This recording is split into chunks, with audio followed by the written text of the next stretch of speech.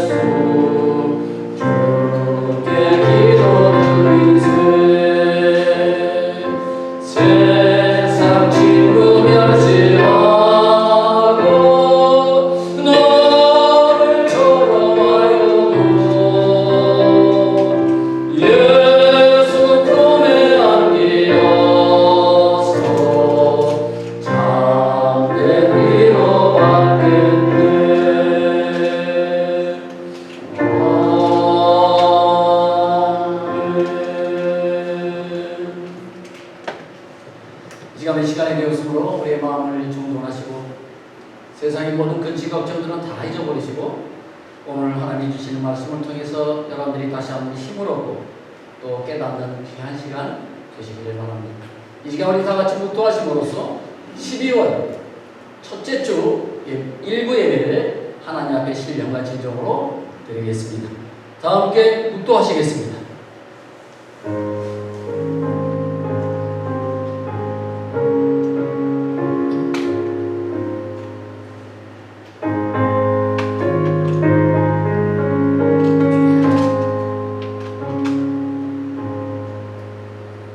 하나님이여, 주의 생각이 내게 어찌 그리 보배로운지요, 그 수가 어찌 그리 많은지요.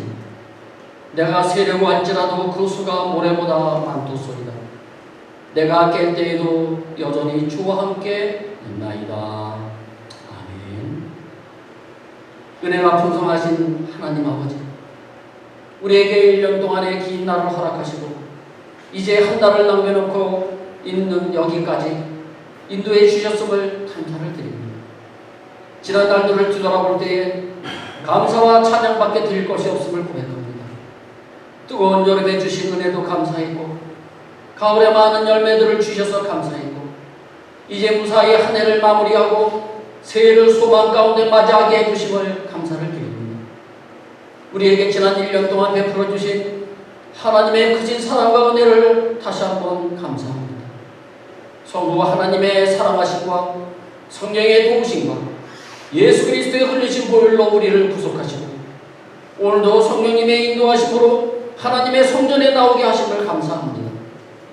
예수님의 핏값으로 우리를 사셨으며 천하보다 귀한 명언이라고 하셨사오니 내년 한 해도 우리를 책임져 주실 줄로 믿습니다.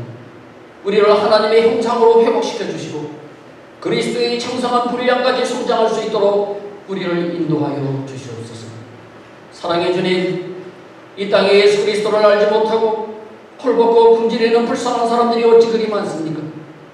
주님, 저들에게 주님의 복음이 들려지게 하셔서 천국의 소망으로 기쁘게 살아갈 수 있도록 복을 내려주시옵소서. 우리가 그들을 위해서 헌신하게 하시고 그들을 위하여 온종의 손길을 펼 수 있게 하여 주시옵소서. 우리의 손길이 주님의 살아계심을 증거하는 귀한 손길이 되도록 역사하여 주시옵소서. 생명의 빛이 되시는 하나님, 예수 그리스도만이 우리의 구원자시며 진리이심을 믿으면서도 때론 세상의 유혹을 쫓아 방황하던 우리의 허물들을 용서하여 주시옵소서. 복음만이 우리의 유일한 기쁨이요 소망이 되게 하시며 원망과 불평으로 가득 차 있는 우리의 마음이 예수 그리스도의 보혈의 능력으로 감사와 자유함으로 가득하게 하여 주시옵소서. 지난 1년 동안 형제와 이웃을 판단하고 무관심했던 죄를 용서하여 주시옵고 우리의 마음속에 있는 위선과 교만을 버리게 하시며 이웃과 형제들을 그리스도의 사랑으로 섬기게 하여 주시옵소서. 이 시간 피 묻은 주님의 십자가 아래에서 양털과 같이 쉬게 해주시는 주님을 바라보게 하여 주시옵소서. 이제 다가오는 새해에는 모든 시련을 극복할 수 있는 더 큰 믿음을 주시어서 겉사람은 후패하나 속사람은 날로 새로워지게 하여 주시옵소서. 오늘도 하나님이 주시는 말씀을 통하여 은혜 충만히 받게 하시고 성령의 감동과 감화가 충만하게 하여 주시옵소서. 죄악으로 죽을 수밖에 없었던 우리를 살려주신 예수 그리스도의 십자가의 은혜를 기억하며 이 예배를 드리오니 주님께서 기쁘게 받아주시옵소서. 거룩하신 예수님의 이름으로 기도드립니다. 아멘.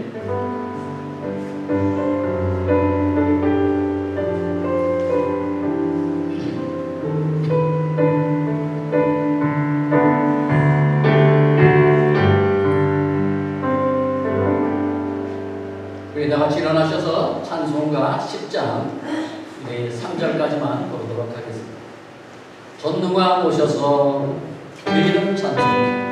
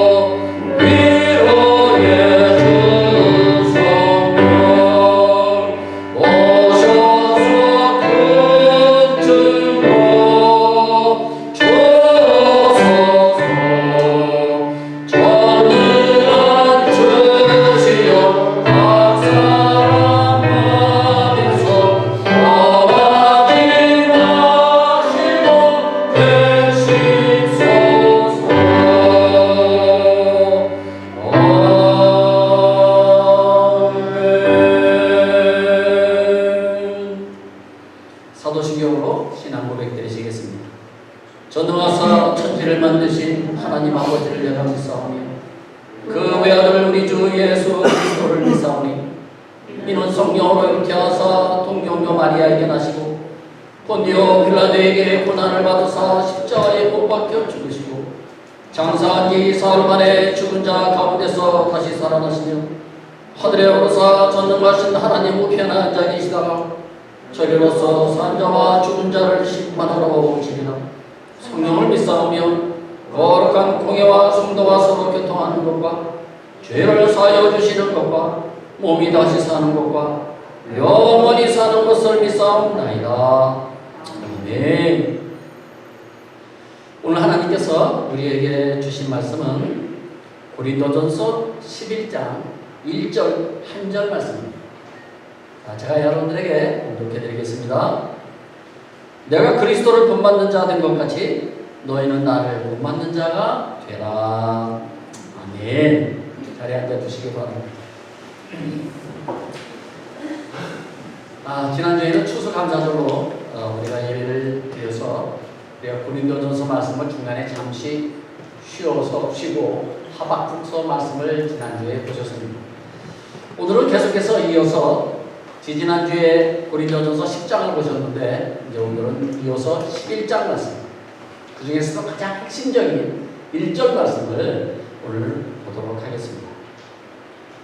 지난 한 주간도 여러분들 삶의 터전에서 수고들 많이 하셨습니다. 고생들 많이 하셨습니다.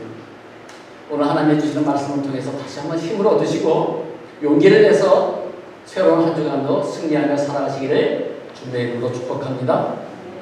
오늘 말씀의 제목은요, 그리스도를 본받는 자가 됩시다. 정해봤습니다. 그리스도를 본받는 자가 되자.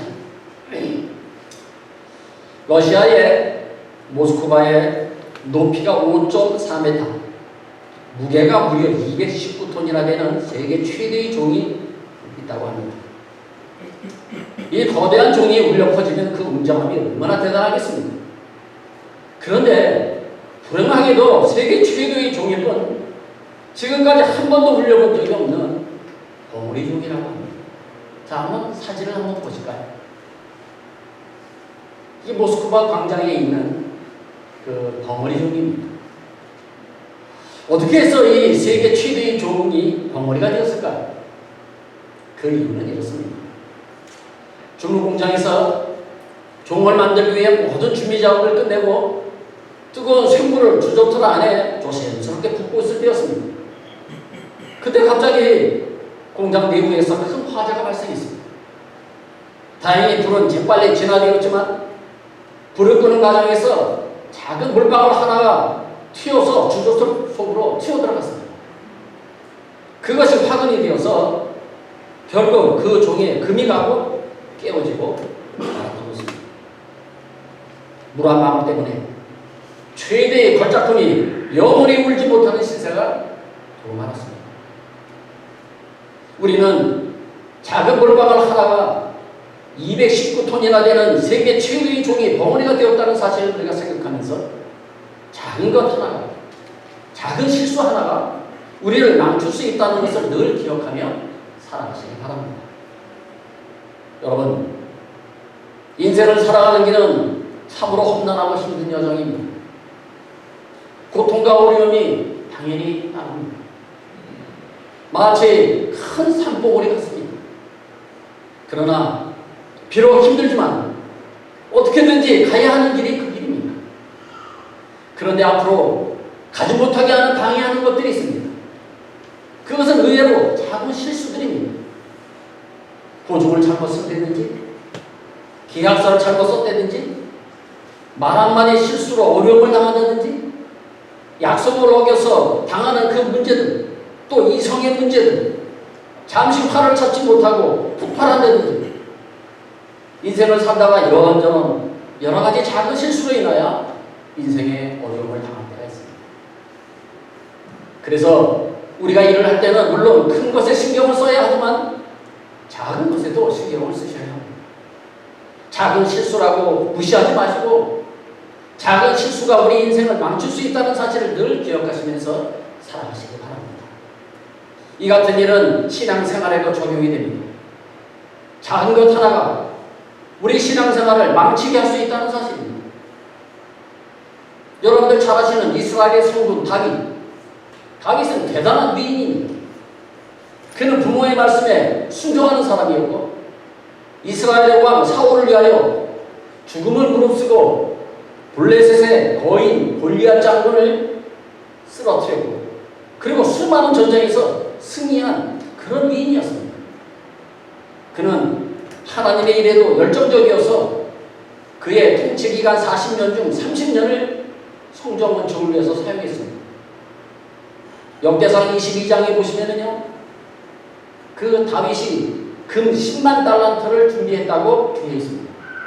10만 달란트를 준비해가지고 그 아들 솔로몬에게 성전 건축을 위해서 유산으로 물려주었습니다.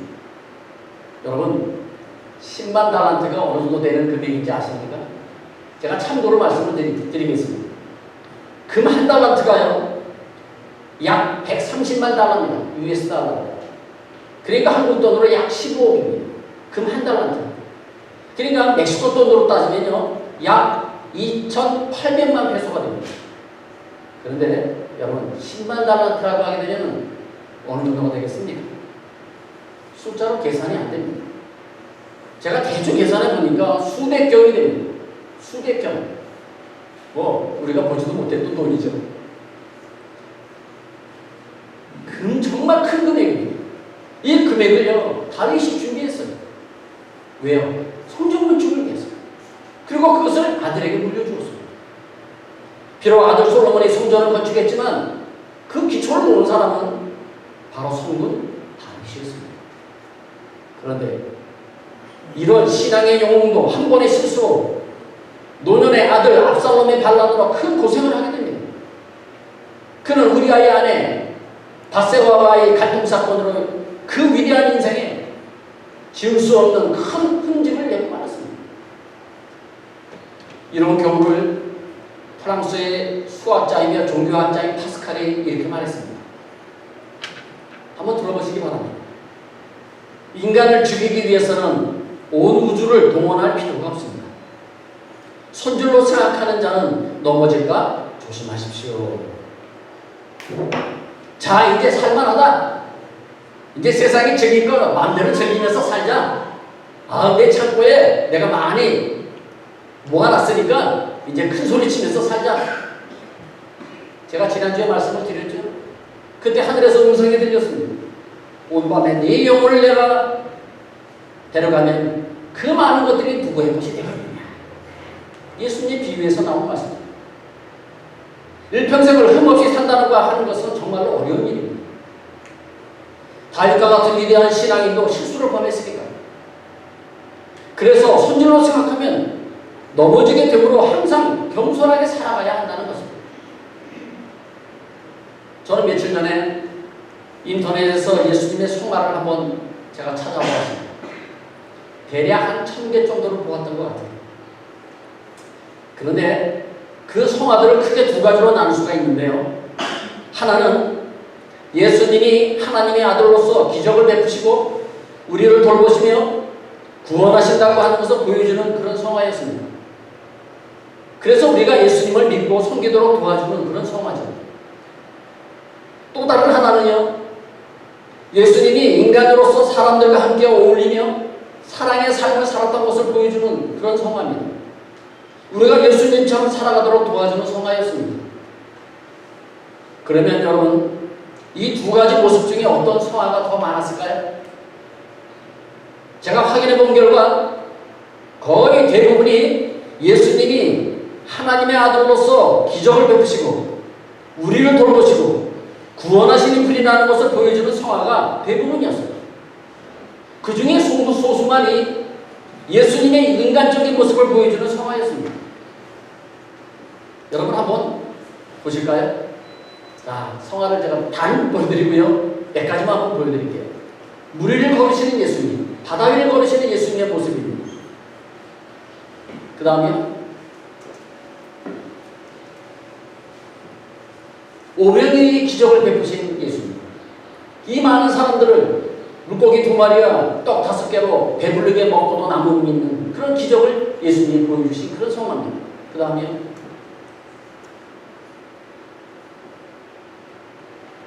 겟세마네 동산에서 십자가를 지시기 전날 밤에 마지막 하나님 앞에 기도하고 있는 예수님의 모습입니다.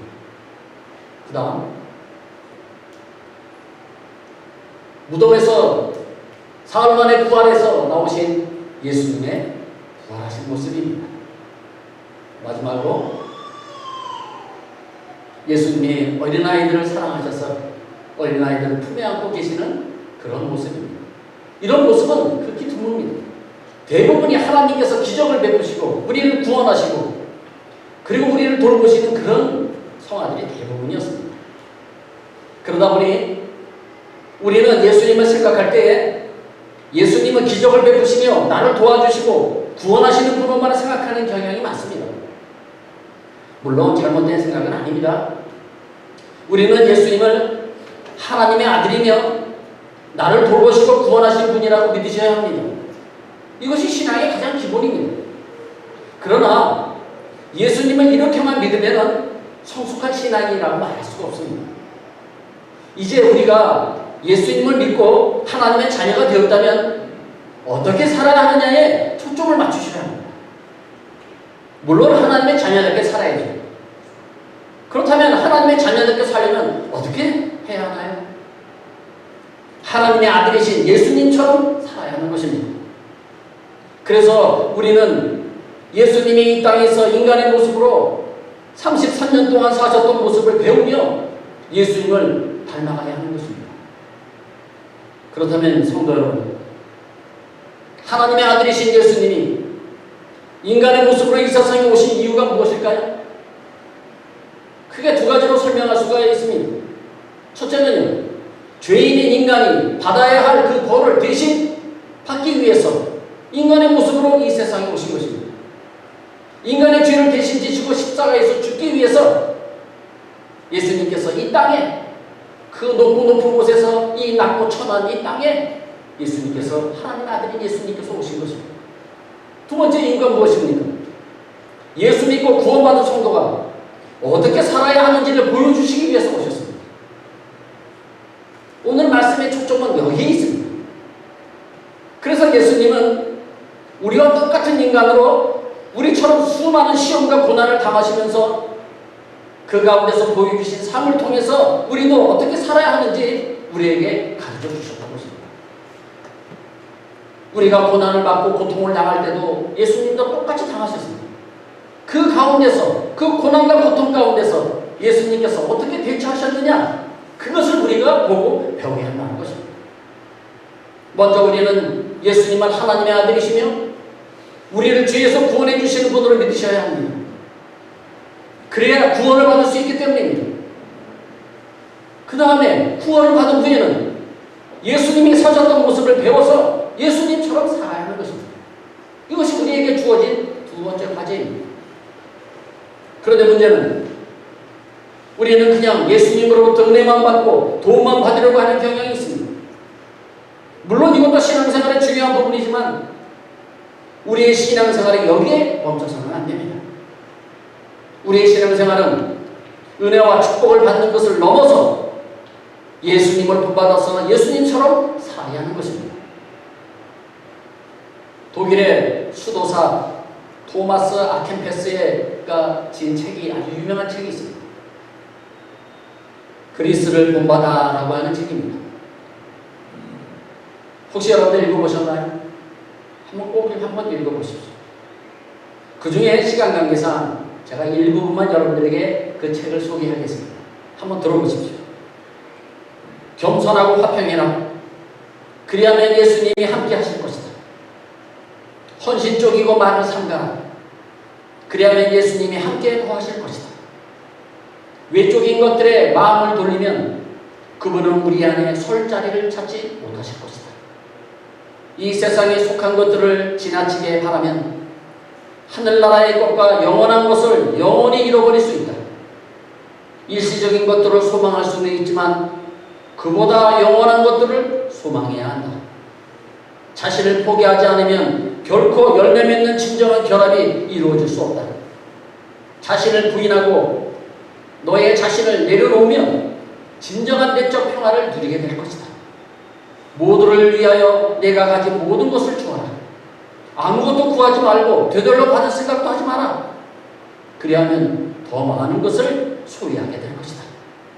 또한 함부로 말하고 침묵하지 못하는 것, 행동을 조심하지 못하는 것, 늘 지나치게 서두르고 음식을 탐하는 것, 주님의 말씀을 듣지 않는 것, 남의 이야기에는 눈을 번쩍 뜨고 거룩한 예배 시간에는 조는 것, 예배를 급히 끝맺는 것, 이처럼 모든 것을 살피고 자신의 잘못을 정말로 후회할 때 주님께 용서를 구하라.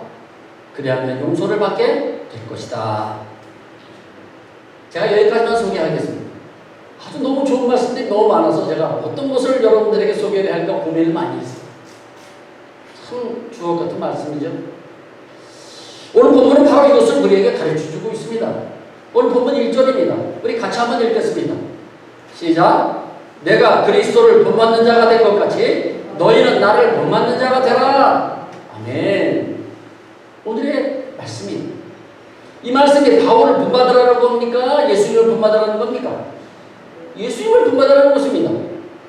진정한 성도라면 예수님을 본받아 예수님처럼 살아야 하는 것입니다. 그렇다면 예수님은 어떻게 사셨나요? 예수님은 하나님의 뜻을 이루기 위해서 사셨습니다.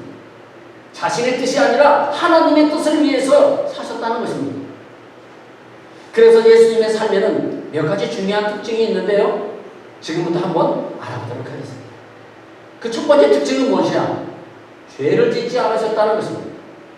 인간은 죄를 짓지만 예수님은 죄를 짓지 않았다는 것입니다. 하나님은 죄가 없으신 분이므로 하나님의 뜻대로 살면 죄를 지을 리가 없습니다. 그래서 우리도 예수님을 본받으려면 먼저 죄를 멀리 해야 합니다. 죄가 있는 그 근처에도 가지 말아야 합니다. 바울은 오늘 본문 앞장인 이 고린도전서 10장에서 고린도 교회 성도들에게 죄를 짓지 말라고 당부했습니다. 그 당부한 내용이 무엇이죠? 우상 숭배하지 말라, 음행도 하지 말라, 하나님을 시험하지 말라, 하나님을 원망하지 말라, 이런 것들을 하지 말라고 그랬어요. 이런 죄들을 짓지 말라고 하면서 오늘 이 11장에서는요 예수님을 본받으라고 합니다. 그러니까 한마디로 무슨 말씀이냐면 죄를 멀리하는 것이 곧 예수님을 닮아가는 삶이라 그런 뜻입니다. 사실 우리는 죄를 짓지 않으려고 노력을 합니다. 그렇죠? 노력도 하시죠? 그런데도 죄를 짓습니다. 그렇다면 도대체 우리가 어떻게 해야 죄를 멀리할 수 있을까요? 물론 우리 힘만으로는 안 됩니다. 하나님이 도와주셔야만 합니다. 하나님이 도와주셔야 우리가 죄를 멀리할 수 있습니다. 그렇다면 제가 한번 여러분들에게 질문하겠습니다. 우리가 죄를 짓는 것이 하나님이 도와주지 않아서 죄를 짓나요? 아니죠. 우리가 죄를 짓는 것이 하나님의 책임인가요? 아닙니다. 우리 책임입니다. 그러면 우리가 왜 죄를 짓는 것일까요?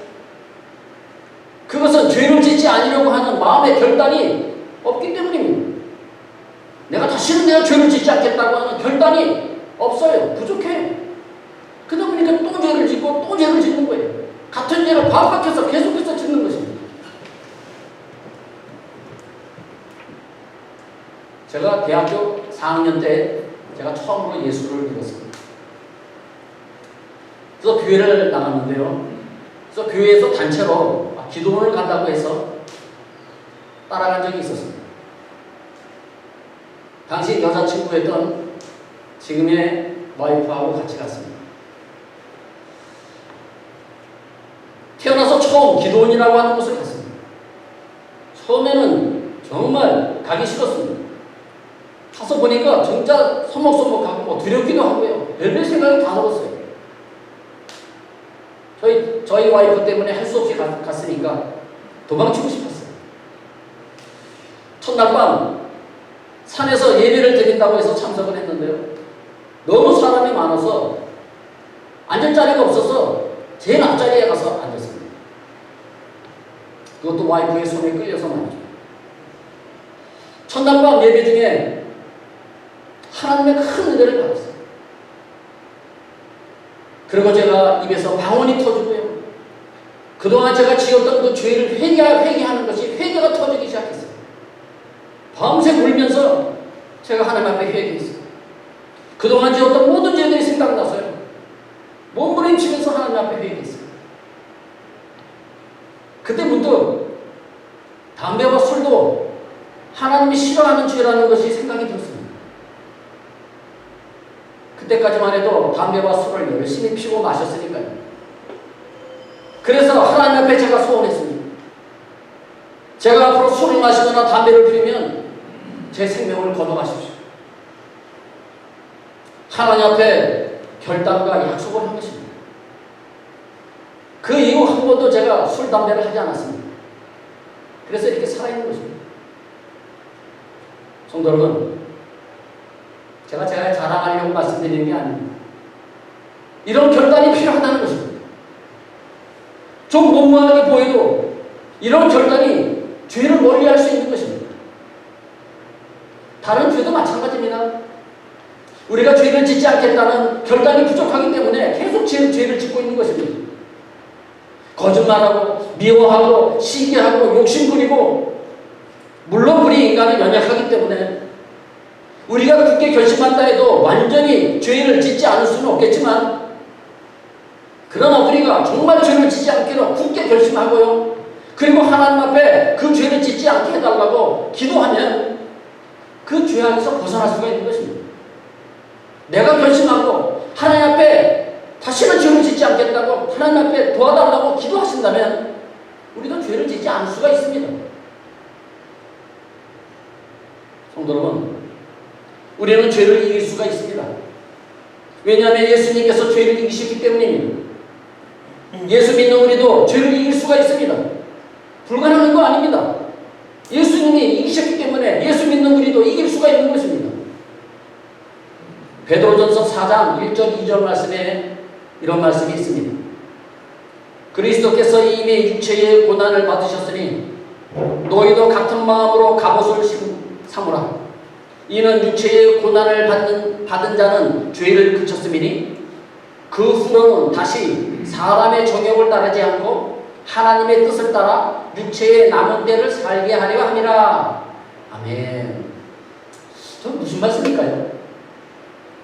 그리스도께서 이미 죄를 이기셨기 때문에 예수를 믿는 우리도 사람의 정욕을 따르지 않고 하나님의 뜻을 따라 살아갈 수 있다는 것입니다. 따라서 하나님이 우리에게 죄를 짓지 말라고 하신 것은요, 우리가 죄를 이길 수 있기 때문에 그렇게 명령하신 거예요. 우리가 할 수 없으면 그렇게 말씀 안 하셨죠. 우리가 이 죄를 이길 수 있기 때문에 예수님께서 죄를 짓지 말라고 그러고 명령하신 것입니다.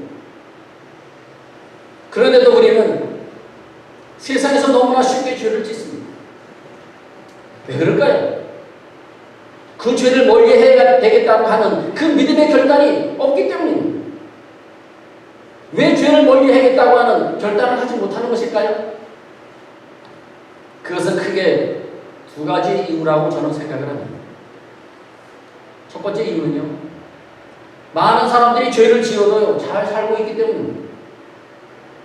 내 친구는요 저렇게 죄를 많이 지었는데도요 저거 죽지 않고 잘 살고 있잖아요. 나도 지어도 괜찮잖아요. 그렇게 생각하는 것입니다. 성도 여러분, 아담이요 선악과를 선악과를 먹은 이유가 무엇입니까? 뱀의 유혹으로 하와가 먼저 먹었는데도 안 죽으니까, 아무 문제가 없으니까요, 아담도 따라서 하와 따라서 먹었습니다. 안 죽으니까, 괜찮으니까. 그런데 사실 하와는요, 하나님이 먹지 말라고 하는 그 선악과를 먹는 순간에요, 눈에 보이지는 않지만요 하나님과 관계가 끊어진 것이고요, 그의 영혼은요 죽은 것이에요. 그러나 아담의 눈에는요 하와가 그렇게 보이지는 않았어요. 괜찮아 보였어요. 그래서 먹어도 되는 줄 알고요 따라서 같이 선악과를 먹은 것입니다. 그런데 정말 괜찮았나요? 아니죠. 둘 다 영원히 살 수 있었던 그 에덴 동산에서 쫓겨나서 영원히 살 수 있었던 그들이었는데 결국 죽고 말았습니다. 많은 사람들이 그렇게 생각하는 것이죠. 저 사람도 저렇게 죄를 짓고 사는데, 저 사람도 죄를 저렇게 짓고 사는데도 하늘에서 번개가 쳐서 죽지도 않네? 그렇게 생각하는 거예요. 그럼 나도 괜찮다는 거예요. 마치 아담과 똑같은 것이죠. 이때 사탄이요 이 방법이 얼마나 효과적인지를 알았어요. 이야, 이거 괜찮은 방법이네. 그래서 지금도 우리를 유혹할 때요 이 방법을 즐겨 사용합니다. 죄는 남들도 다 짓는 것이고 아무 문제 없으니까 너도 지어도 괜찮다고 유혹하는 것입니다. 이것이 사탄의 방법입니다. 우리가 여기에 미혹되면요 우리도 다른 사람들처럼 죄를 짓게 되는 것입니다. 성도 여러분,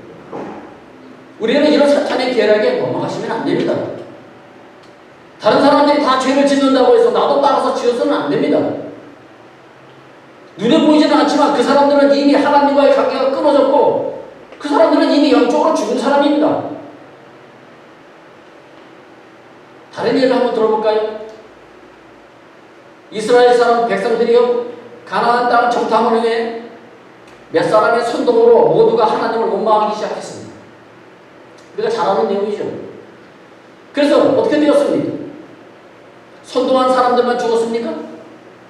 아닙니다. 선동한 사람들을 따라서 같이 원망했던 사람들은 모두 다 광야에서 죽었어요. 그죠? 가나안 땅에 들어가지 못했습니다. 성도 여러분, 남들이 다 죄를 짓는다고 나도 따라서 죄를 짓는 거 안 됩니다. 같이 죽는 것입니다. 그래서 예수님께서 뭐라고 말씀하셨습니까? 마태복음 7장 13절 말씀입니다. 우리 같이 한번 읽겠습니다. 시작. 좁은 문으로 들어가라. 멸망으로 인도하는 문은 크고 그 길이 넓고 그리로 들어가는 자가 많고. 아멘. 이렇게 잘 하시는 말씀입니다. 남들이 다 죄악의 길로 가도 절대 그 넓은 길을 따라가지 말고 남들이 가지 않는 좁은 길로 가는 거죠. 그래서 우리는요, 남들이 다 죄를 짓는다고 나도 죄라도 남들이 다 짓는 죄라도 나는 절대 짓지 않겠다고 하는 결단이 필요한 거죠. 그러면 정말 많은 죄를 내가 멀리할 수 있으면요, 멀리할 수 있고요, 그리고 예수님을 닮은 성도가 되는 것입니다. 두 번째, 왜 결단하지 못하느냐면요, 예수님의 십자가의 은혜를 믿기 때문에 결단하지 못합니다. 이해가 잘 안 가시죠? 잘 한번 들어보세요. 예수님이 내 죄를 위해서 대신 죽으셨다면, 예수님이 죽으셨다면서, 그런데 내가 왜 이런 죄를 짓는다고? 설마 나를 지옥에 보내겠어? 이렇게 생각하는 거예요.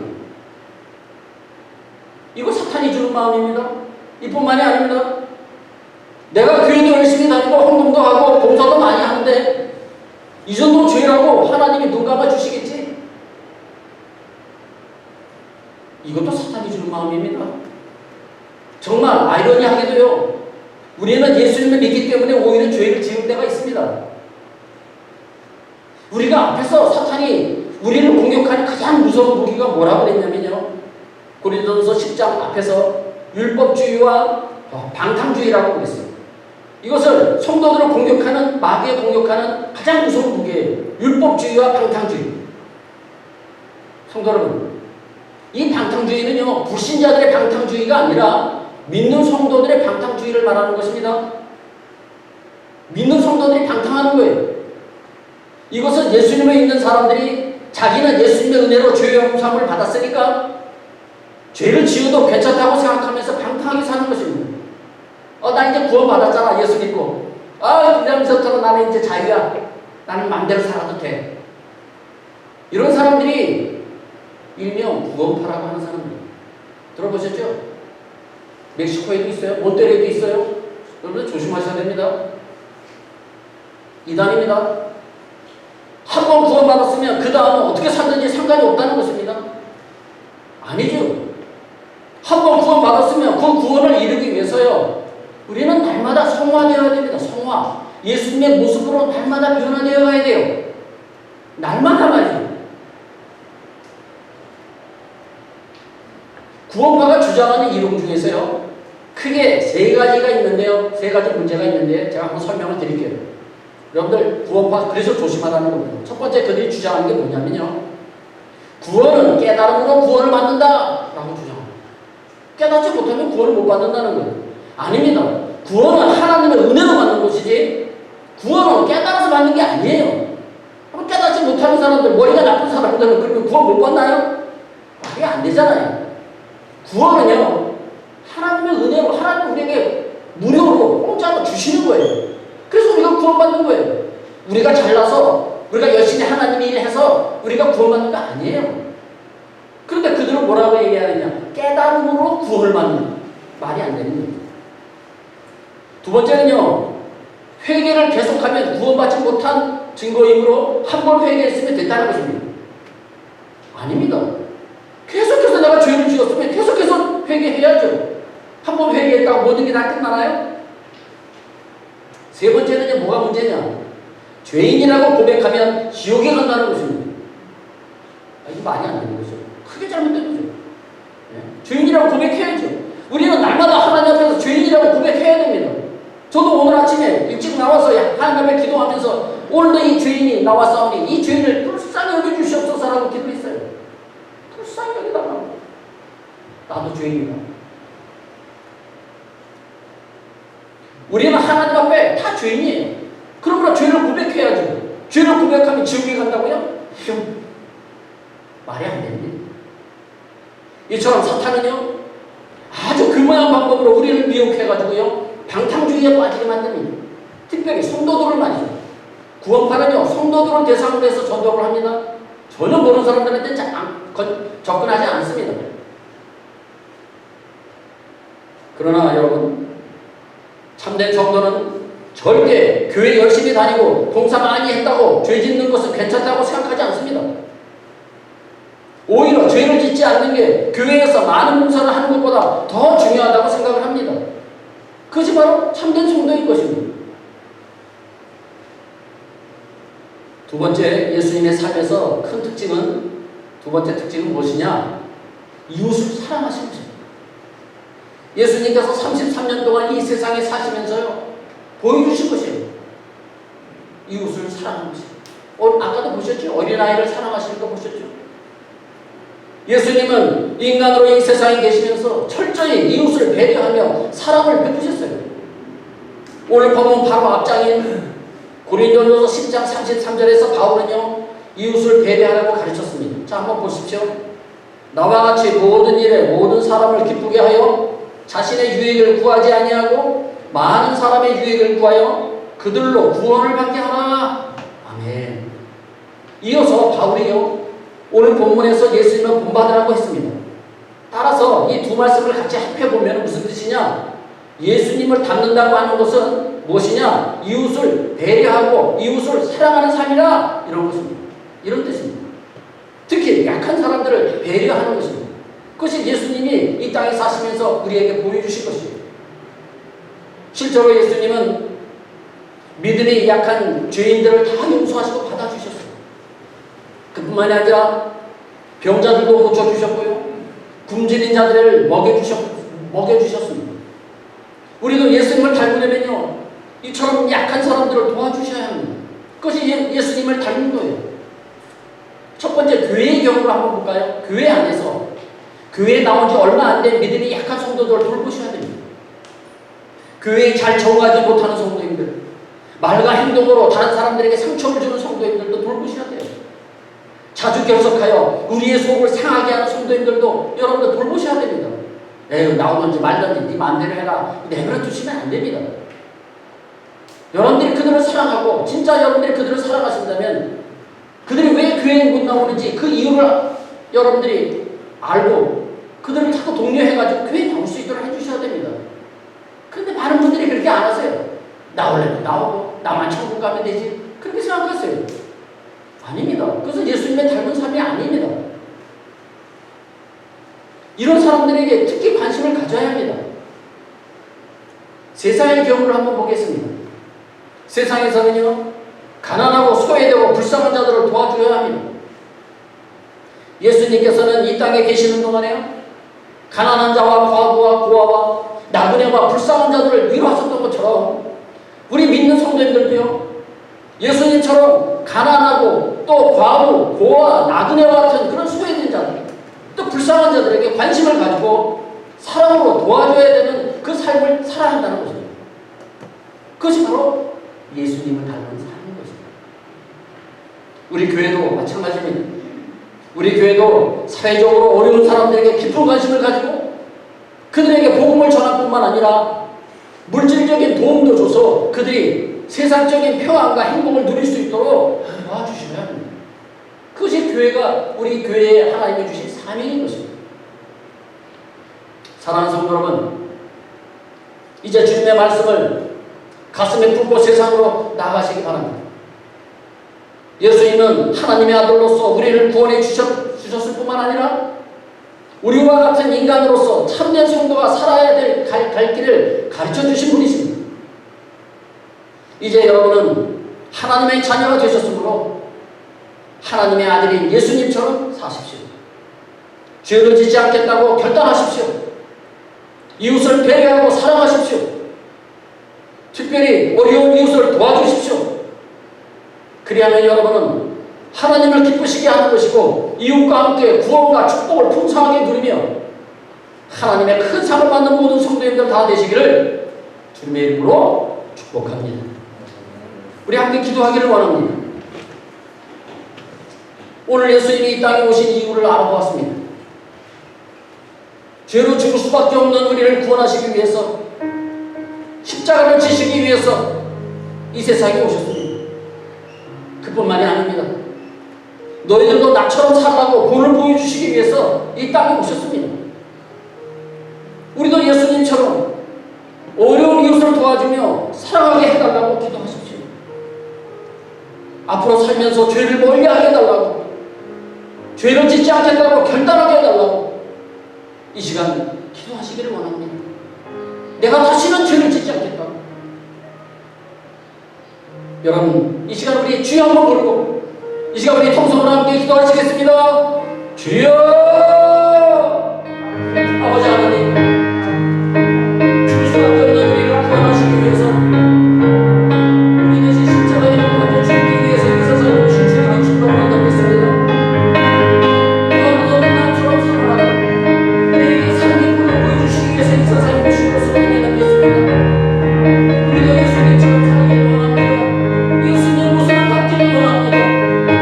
예수님처럼 하나님 어려운 이웃을 도와주며 사랑과 살아갈 수 있는 믿음으로 바뀌기를 간절히 소망합니다. 우리가 앞으로 살면서 죄를 멀리하게 하여 주시옵소서. 앞으로는 내가 다시는 죄를 짓지 않겠다고 결단하게 하여 주시옵소서.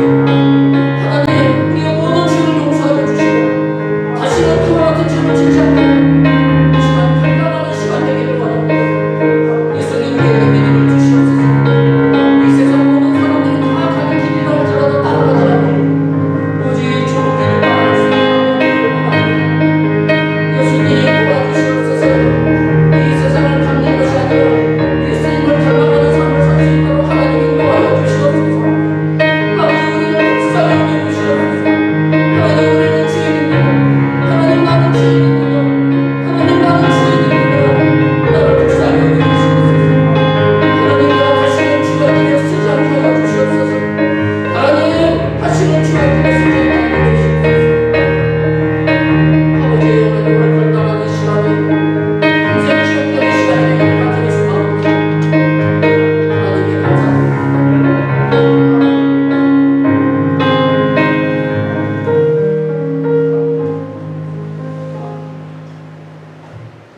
사랑의 하나님, 오늘 주신 말씀을 가슴에 품고 살아가게 하여 주시옵소서.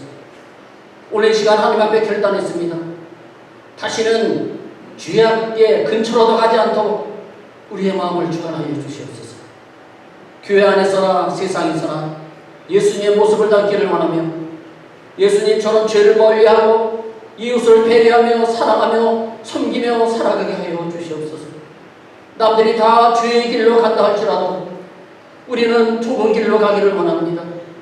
우리 모두 예수 그리스도를 본받아 거룩하고 깨끗하게 소원을 행하며 살아가게 하여 주시옵소서. 예수님의 이름으로 기도드립니다. 아멘.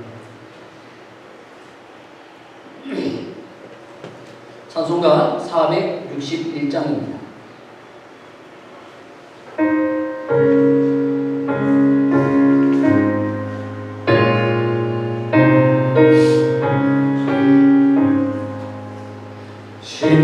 십자가를 질 수 있나 주가 물어보실 때 죽기까지 가노니 성도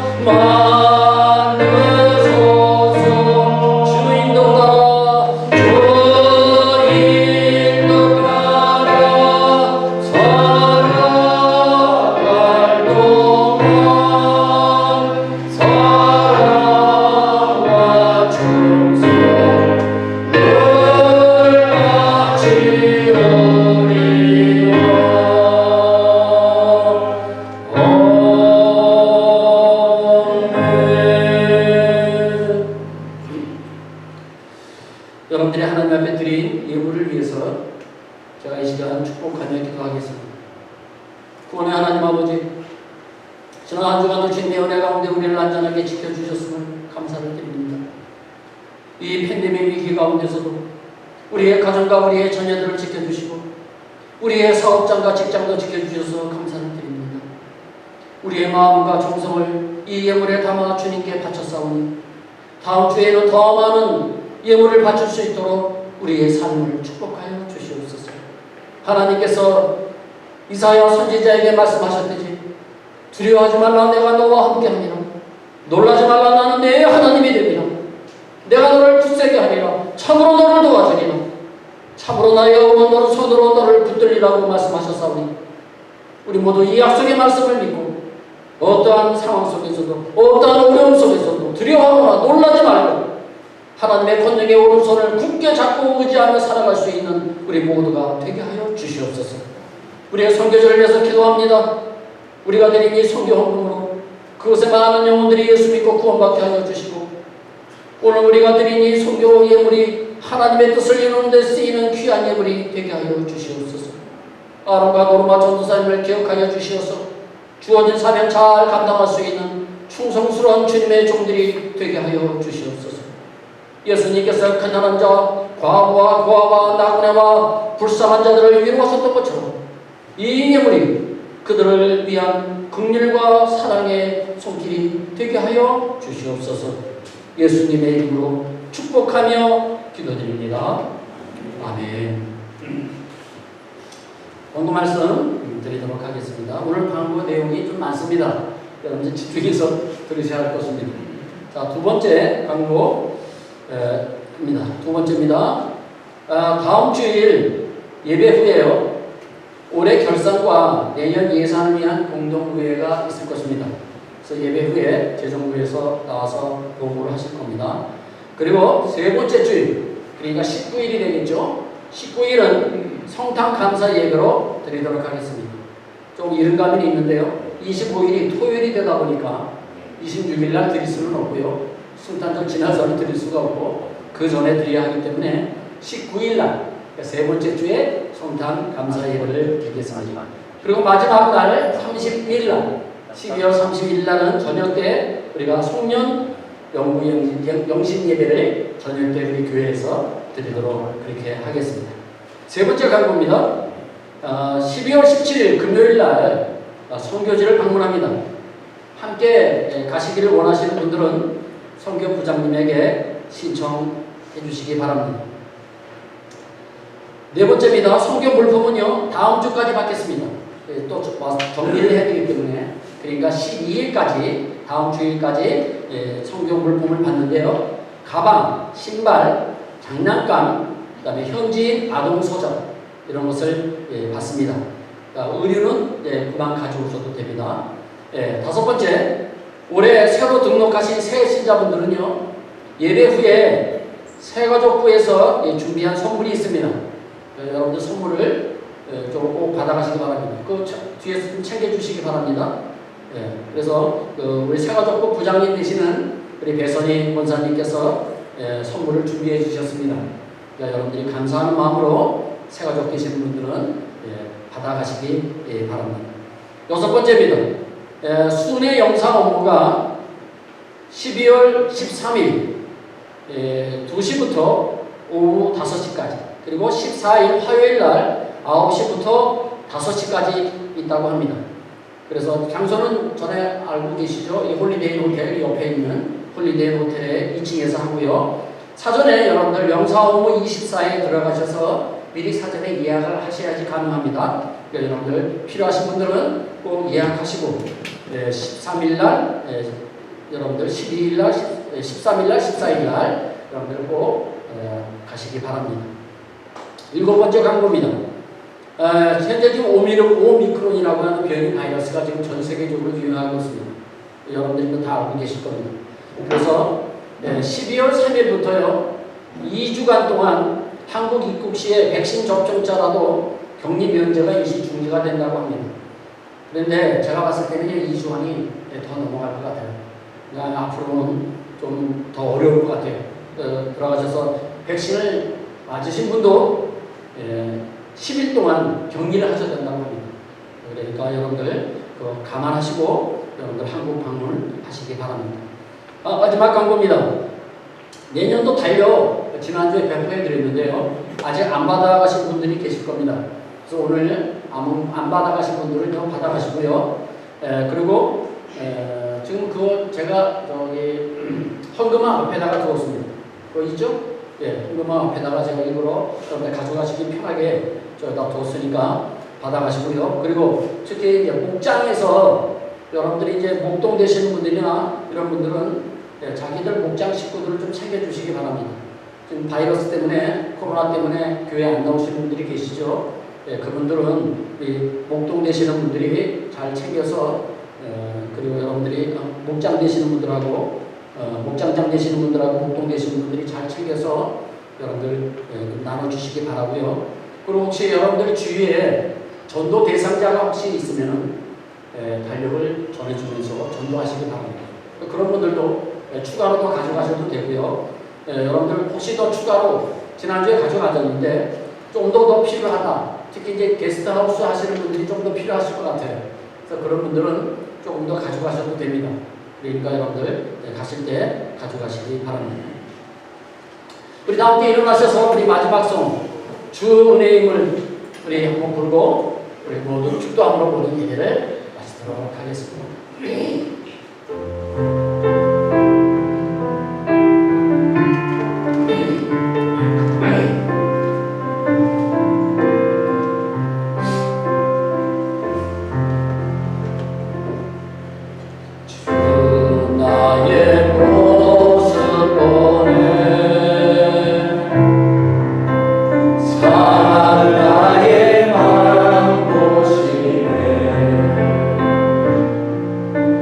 주